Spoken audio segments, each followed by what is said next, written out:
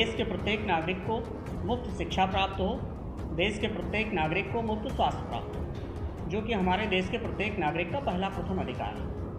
हम लोग इस विषय पे काम कर रहे हैं। सर, स्वास्थ्य को लेकर के क्या रणनीतियाँ तैयार की हैं? किस प्रकार से यदि आपकी पार्टी सत्ता में आती है तो क्या रणनीति रहेगी? किस तरीके से स्वास्थ्य सेवाओं को बहाल करेंगे? हमारी पार्टी सत्ता में आएगी तो हम लोगों का पहले दिन का शपथ लेते ही एजेंडा है कि प्रदेश के प्रत्येक नागरिक को, देश के प्रत्येक नागरिक को मुफ्त स्वास्थ्य उपलब्ध कराया जाए। और उसके लिए चाहे वह प्राइवेट हॉस्पिटल हो, चाहे सरकारी हॉस्पिटल हो, ना जांच के नाम पर पैसा लगना चाहिए, ना इलाज के नाम पे लगना चाहिए, ना दवाओं के नाम पे लगना चाहिए, ना ही ऑपरेशन के नाम पे लगना चाहिए। मुफ्त का मतलब बिल्कुल मुफ्त, 100% मुफ्त। और जितने भी प्राइवेट हॉस्पिटल्स हैं सरकार इनको टेक ओवर करेगी और इनके इलाज की, इनके खर्च की सारी व्यवस्था सरकार अपने स्तर से देखेगी। चाहे निजी संस्थान में इलाज होगा व्यक्ति का और चाहे सरकारी संस्थान में, वो बिल्कुल मुफ्त होगा। हम लोगों की इसी विषय पर हम लोग पूरा काम करेंगे। सर, लोकसभा का चुनाव आने वाला है, क्या उसमें 2024 में लोग प्रत्याशियों को उतारेंगे? हाँ जी, हम लोग लोकसभा का चुनाव 2024 का आम चुनाव पार्टिसिपेट करेंगे।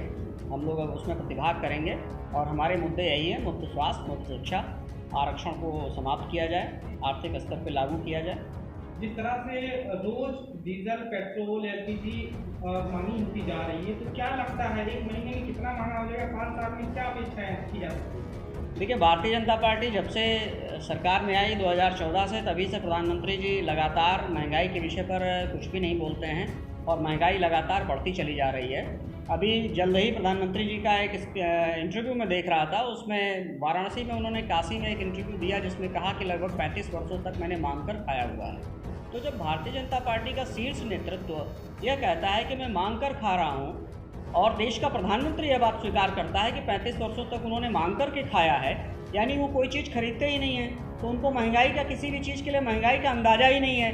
उन्हें ना तेल खरीदना है, ना अनाज खरीदना है, ना डीजल पेट्रोल खरीदना है, ना रसोई गैस खरीदनी है। जब शाम को किसी के घर गए, भोजन कर लिए, चले आए, तो महंगाई उनको पता ही नहीं है। इस वजह से तो जब तक भी भारतीय जनता पार्टी की सरकार रहेगी, महंगाई लगातार बढ़ती चली जाएगी और जनता इससे त्रस्त रहेगी, परेशान रहेगी।